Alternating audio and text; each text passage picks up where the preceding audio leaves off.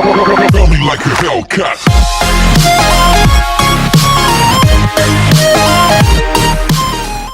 Hello boys and girls, welcome to my channel. I'm Nvida GT, and today we are about to see Pro Evolution Soccer 2017 that was developed by Konami, and it's using their Fox engine as well as it was on the last year.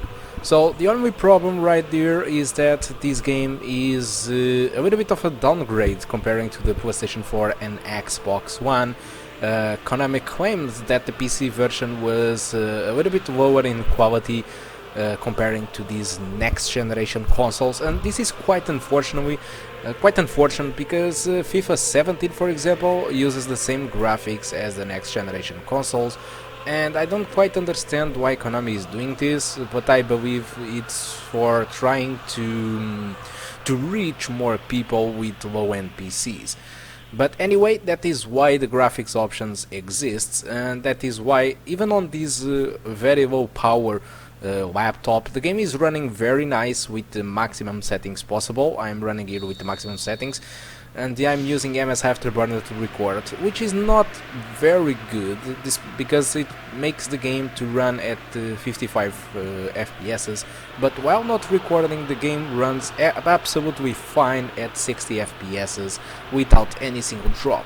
Of course, when looking to replays or lower cameras, or like for example cameras like this, the frame rate takes an impact and usually drops below the 60, but that isn't really a problem because you are not really playing football while you are in these cameras. So while you're playing really football and while you are interacting with football players, that's where we are getting the 60 frames per second, getting a massive performance and being very smooth. So for now, I'm gonna let you enjoy a little bit of this game that I have here of Barcelona against Arsenal. Hope you enjoy it, and if you want to check the results without recording, just check the details of the video or press the green rectangle saying Framerate. So hope you enjoy the rest of the video and hope to see you soon. Goodbye.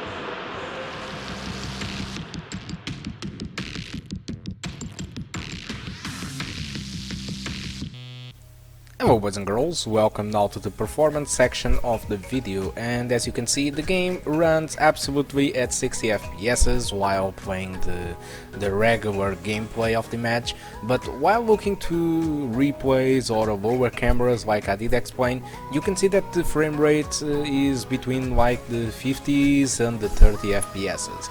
So that is not really a problem like I did explain it before, because while you are playing you are getting the 60. What I didn't understand was those little peaks over there on the 60, and it's quite noticeable during the game. It seems like a little micro stuttering, but I believe that new drivers and some update to the game might fix that. But absolutely don't destroy your performance. So your performance will feel like 60, but sometimes with a little bit small itching, so there is no problem. The graphic card is fine playing this game, as well as the CPU, the VRAM and the RAM, so I believe that's more of a problem that Konami needs to fix, or Nvidia needs to release a new driver. So I expect that maybe in a couple of hours or maybe 1 or 2 days this problem will be fixed up. So looking to the other stuff, like for example VRAM usage, the game just uses 300 megabytes of the VRAM. That's absolutely nothing for nowadays, and the RAM usage was set to 3.2 gigabytes of RAM, so if you have 4 gigabytes of RAM, there is no problem running up this game. The CPU was fine between the 40s and the 90s, as well as the GPU was more or less set to 60% while playing the game. On the replays, the graphic card was giving its maximum to 100%, and that is why it was dropped from the 60. So that's all for now that I wanted to talk about Pro Evolution 2017. Hope you did enjoy this video. If you like what you saw here, just press the like, share the video or subscribe. So thank you a lot for watching and hope to see you soon. Goodbye.